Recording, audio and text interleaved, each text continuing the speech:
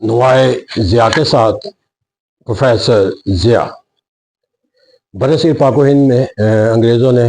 اپنے کلونیل ایرا کے بعد مختلف مراحل کے اوپر حالات و واقعات کا ادراک کرتے ہوئے اپنے نظم و نسق کو بہتر بنانے کے لحاظ سے اور حکومت کی گرفت کو طاقتور بنانے کے لحاظ سے کئی ایک اصلاحاتی ایجنڈے کے اوپر جو ہے وہ عمل کیا۔ برصغیر پاک و ہند کے اندر انگریزوں کے ایسے ہی اصلاحاتی ایجنڈے کے اندر جو ایک مرکزی اہمیت کا حامل عمل قرار دیا جاتا ہے، that is called the Montagu Chelmsford reform. یہ 1919 میں برطانیہ کے اندر جو ہے وہ سوچ اور فکر کے تحت پیدا ہوئی سوچ اور فکر کے تحت اس کو ہندوستان کے اندر جو ہے وہ اس کا نفاذ کیا گیا۔ یہ دراصل وائس رائے اور secretary of state for India کی جو باہمی مشاورت کا ایک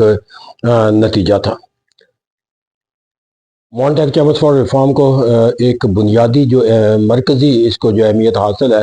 وہ ہمیں اسے ملٹی ڈائمینشنل سطح کے اوپر جو ہے وہ تبدیلی کا ایک کانسیپٹ جو ہے وہ ہمیں پیدا ہوتا ہوا نظر آتا ہے، جو انگریزوں کی سوچ اور فکر کے اندر پھر اس کو ایک پالیسی کے طور پر نافذ کرتے ہوئے ان اصلاحات کے ذریعے ان میں سب سے بڑا جو کانسیپٹ کا دائرہ کار جو ہوتا ہے وہ transfer of the exercise of authority principal from the British government to redirect Indian government کا تصور ہے۔ پہلے جو ہندوستان کا جو نظم و نسق تھا وہ ایک سیکرٹری آف اسٹیٹ جو ہے وہ برطانیہ میں بیٹھ کر پورے نظم و نسق سے متعلق ایک ڈیسیجن میکر کے طور پر جو ہے وہ سرگرمی عمل یا اختیار رکھتا تھا، جبکہ جو مونٹیگ چیمسفورڈ ریفارم کے اندر جو ہے وہ سیکرٹری آف اسٹیٹ کے ہند سے جو تصور ہے وہ تبدیل ہوتا ہوا ہمیں ایک ہندوستان کے اندر ایک ہائی کمشنر کا جو کانسیپٹ ہے، یعنی کہ ایک ایجنٹ کے طور پر جو ہے وہ ڈائریکٹ جو بادشاہ کا ریپرزینٹیٹیو کے طور پر یہاں پر جو ہے وہ نامزد جو ہے وہ فرض جو ہے ان کا یا ہندوستان کا جو نظم و نسق چلانے کا اختیار رکھنے کا حامل فرض جو ہے وہ اختیار حاصل کرتا ہوا نظر آتا ہے۔ تو اسے کہتے ہیں جو ٹرانسفر آف دا جو اسٹرکچرل چینج ہے وہ ہمیں نظر آتی ہے کہ یہاں پر سیکرٹری آف اسٹیٹ اور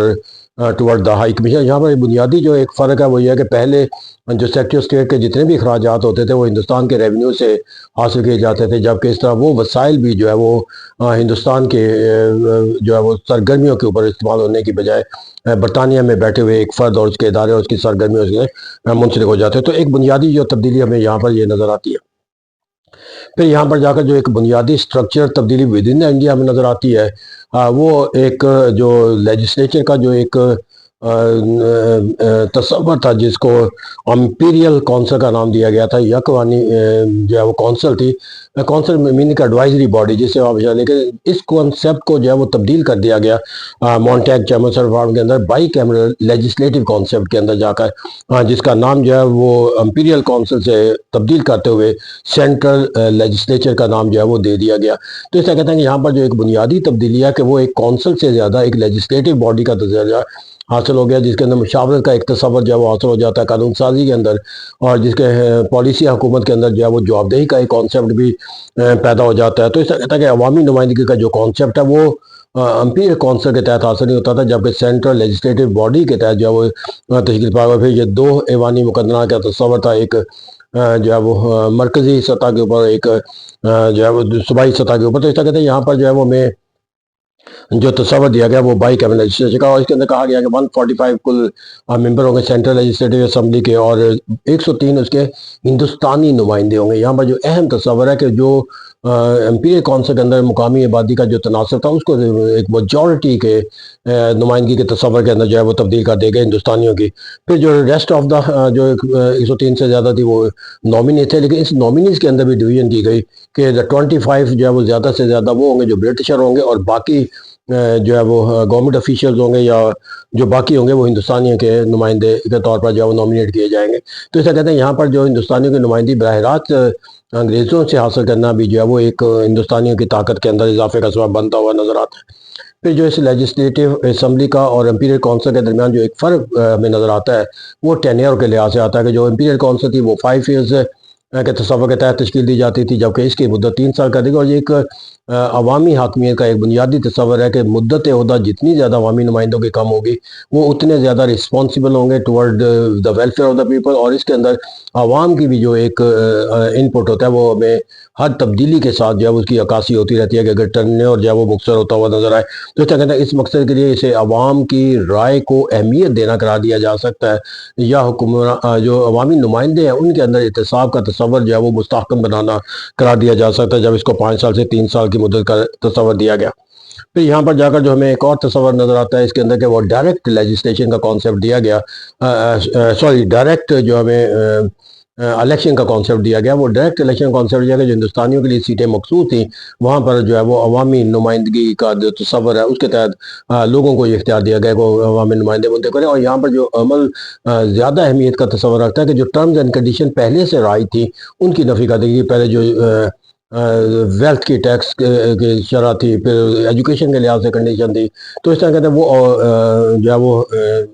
ختم کر دی گئی، اور اس طرح ایک عوامی جو ووٹ کا جو حق ہے اس کو اختیار کر لیا گیا۔ پھر یہاں پر جا کر جو ہمیں اور ایک اہم جو تصور یہاں پر نظر آتا ہے وہ ہمیں فیڈرل فارم آف گورنمنٹ کا کانسیپٹ نظر آتا ہے کہ 2 فہرستیں بنائیں گی، ایک کو سینٹرل لیجسلیٹو اسمبلی کا حصہ بنا دیا گیا اور دوسری کو پروونشل میٹر کا۔ تو اس طرح کہتا ہے کہ جو سینٹرل کونسل تھی وہ انہی معاملات کے اوپر نظم و نسق چلانے کا اختیار رکھتی تھی کہ جو سینٹرل لیجسلیٹو کونسل کا دائرہ کار میں آتے تھے، اور اسی طرح جو پروونشل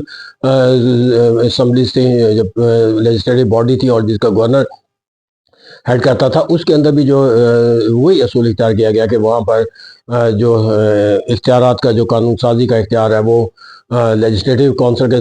اسمبلی کے ساتھ ہوگا، اور جو پروونشل گورنمنٹ ہے وہ ان دائرہ کار کے اندر جو ہے وہ سرگرمیاں اختیار کرے گی جو پروونشل دائرہ کار کے اندر آتا ہے۔ تو اس طرح کہتے ہیں کہ ایک فیڈرل فارم آف گورنمنٹ کے اندر جو ایک ڈویژنز آف پاور ہوتا ہے اس کو اختیار کرتے ہوئے نظر آتا ہے۔ پھر یہاں پر جا کر جو ہمیں ایک اور جو اہم کانسیپٹ نظر آتا ہے جس کی وجہ جو اس کی شہرت قرار دیا جاتا ہے، that is called the dyarchy system یا dual form of the government. یہاں پر جو ڈیول فارم آف گورنمنٹ کا کانسیپٹ ہے وہ اس طرح اختیار کیا گیا جاتا ہے کہ ایک معاملات جن کو کہہ دیا گیا کہ یہ ٹرانسفرڈ میٹرز ہے، اور دوسرے کو کہا گیا کہ یہ جو ہے وہ ریزیڈوری پاور ہے، یعنی کہ جو ملک کا نظم و نسق چلانے کے لحاظ سے جو مختلف حکومت نے سرگرمیاں سر انجام دیتی ہیں ان میں سے کچھ میٹر جو ہے وہ لیجسلیٹو کونسل کو دے دیے گئے، اور جبکہ کچھ جو ہے وہ اپنی ڈسکریشنری پاور کے طور پر اپنے رکھے۔ یہ جو ریزیڈوری پاور تھی یہ بہت محدود تھے، جس کے اندر جو ہے وہ ملک کا نظم و نسق چلانا، پولیس کا نظام اختیار کرنا، تو یا جنگ و جدل کے معاملات کو جو ہے وہ طے کرنا، تو یہ وہ تمام معاملات ہیں جو اسٹیٹ لیول کے معاملات ہیں۔ لیکن towards the benefits of the people, to the welfare of the people, جو ایک عام سرگرمیاں کے لحاظ سے حکومت سرگرمی ہوتی ہے وہ جو ہے وہ اس معاملات کے لحاظ سے جو ہے وہ جو اختیارات کا دائرہ کار ہے وہ اس کے تحت یہ فیصلہ کیا گیا کہ وہ جو پاورز ہیں جو ٹرانسفر پاور ہے اس کے لیے فیصلہ سازی کا عمل اور جو ایگزیکٹو کا اختیار ہے وہ اس کو حاصل ہوگا جو گورنر پلس پیپل ریپرزینٹیٹیو منسٹرز ہوں گے۔ تو اس طرح کہتے ہیں وہاں پر فیصلہ سازی کے اندر جو ہے وہ عوامی نمائندگی جو ریزیڈوری پاور تھی وہاں پر فیصلہ سازی کا اختیار جو ہے وہ اس ایگزیکٹو کونسل کو حاصل تھا، جس کے اندر جو ہے وہ گورنر اور پلس اس کے جو نامزد گورنمنٹ آفیشیل یا بیوروکریٹ ہوتے تھے۔ تو اس طرح کہتے ہیں کہ جو ایک عوامی نمائندگی کے تحت جو تصور تھا وہ اس کو اختیار کرے گا، اور سب سے اہم پہلو یہ ہے کہ وہ پہلو جن کو ٹرانسفر پہلو کے حوالے سے جو ہے وہ کہا گیا کہ کوئی فیصلہ جو ہے وہ گورنر کی کونسل نہیں کرے گی یا سینٹرل جو ہے وہ کونسل نہیں کرے گی جس کی مخالفت جو ہے وہ لیجسلیٹو باڈی کے اندر کی جاتی ہے۔ تو اس طرح کہتے ہیں کہ وہاں پر فیصلہ سازی کے اندر کم سے کم ریزیڈوری معاملات کے اندر جو وہ پیپل کنسنٹ کا جو کانسیپٹ ہے وہ ہمیں حاصل ہوتا ہوا نظر آتا ہے۔ یہاں پر جا کر جو یہ وہ اہم تصورات ہیں جس کی ہم پہلے عکاسی کرتے ہوئے نظر آتے ہیں کہ بنیادی طور پر یہ حکومت کا جو برطانیہ کا نظم و نسق کا سٹرکچر ہے وہ بھی تبدیل ہوا،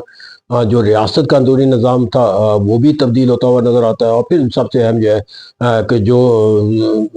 عوامی نمائندگی کا جو کانسیپٹ ہے وہ بھی اختیار ہوا۔ اس عوامی نمائندگی کے لحاظ سے جو سب سے اہم پہلو ہے کہ مسلمانوں کو جو ہے وہ اپنے نمائندے منتخب کرنے کے لیے جو سیپریٹ الیکٹوریٹ کا حق جو ہے وہ تسلیم کر دیا گیا۔ اس طرح کہتے ہیں یہ وہ پہلو ہیں جس کی بنیاد پہ کہا جاتا ہے کہ it was the turning point in term of the constitutional reform process of the Britisher. تو اس طرح کہتے ہیں ان کی سوچ اور فکر کی عکاسی جو برٹش کی ہوتی ہے ان کی پالیسیوں کے تحت ہوتی ہے. لہٰذا اس کے تحت انہیں جو مونٹیگ چیمبرز میں اس کو کہا جاتا ہے کہ ایک چینج آف دا پالیسی کا کانسیپٹ جو ہے جو ہمیں بتانے کے اندر ہوتا ہوا نظر آتا ہے. تو یہاں پر جا کر اگر ہم الٹیمیٹلی اس کو کنکلوژن کے طور پر دیکھیں کہ یہ جو عمل ہے جو اختیار کیا گیا مونٹیگ چیمبرز ریفارم کے اندر، اس کے اندر کیا حاصل ہوا، تو کہا جا سکتا ہے کہ الٹیمیٹلی یہ تمام جو فریق تھے اس کے یعنی کہ برٹشر اور ہندوز اور مسلمان، وہ تمام کے لیے کہیں نہ کہیں دا ایلیمنٹ آف سیٹسفیکشن جو ہے وہ ہمیں نظر آتا ہے. اگر ہم برٹشر کے نقطہ نظر سے دیکھیں تو واضح طور پر اس کے اندر کہہ دیا گیا تھا کہ جو ہندوستان کا نظم و نسق ہے وہ براہ راست ایک کلونیل ٹیریٹری کے طور پر جو ہے وہ برٹش گورنمنٹ کے نظم و نسق کے تحت چلایا جائے گا. لہٰذا وہ جو تصور نشوونما پانے شروع ہو گئے تھے کہ ہندوستان کو سیلف گورننس کا اختیار دیا جائے، جو ہندوستان کے اندر انڈین نیشنل کانگریس کا بھی ایک موضوع بنتا چلا جا رہا تھا، مختلف تحریکیں اس کی بنیاد بنتی چلی جائیں، اس کی نفی کر دی گئی اور اس طرح واضح کر دیا گیا کہ ہندوستان جو ہے وہ ایک کلونیل ٹیریٹری کے طور پر جو ہے وہ under the supervision of the British government جو ہے وہ چلایا جائے گا. تو یہاں پر جو ہندوؤں کے لیے ایک سیٹسفیکشن کا ایلیمنٹ پیدا ہوتا ہوا نظر آتا ہے وہ یہ ہے کہ ان کا جو مطالبہ تھا کہ ایک رسپانسبل فارم آف گورنمنٹ دیا جائے، ایک پاپولر فارم آف گورنمنٹ دیا جائے. تو اس طرح کہتے ہیں کہ ان کے اندر جو ہے وہ ایک ڈائریکٹ الیکشن کا کانسیپٹ، پھر اس کے اندر جو سینٹرل کونسل ہے اس کے اندر اور پروونشل کونسل کے اندر جو ہے وہ لیجسلیٹو کونسل پر مشتمل منسٹر کا جو شامل ہونا، پھر لیجسلیٹو کونسل کی مرضی کے بغیر جو ہے وہ کوئی فیصلہ جو ایک ٹرانسفرڈ امور ہے اس سے متعلق اس کو اختیار نہ کرنا. وہ ایسے پہلو تھے جو ان کی اس کانسیپٹ کو جو ہے وہ ایک تسکین دینے کا سبب بنتے ہوئے نظر آتے تھے کہ جہاں پر وہ سیلف گورننس کا ایک مطالبہ کرتے ہوئے نظر آتے تھے. تو کہ جہاں مسلمانوں کی اگر ہم بات کریں تو ان کے لیے تو اس سے یہاں پر دو اہم پہلو ہیں جو ان کے لیے بہت اہمیت کے حامل تھے. نمبر 1 پہ جا کر کے ان کا ایک مطالبہ تھا کہ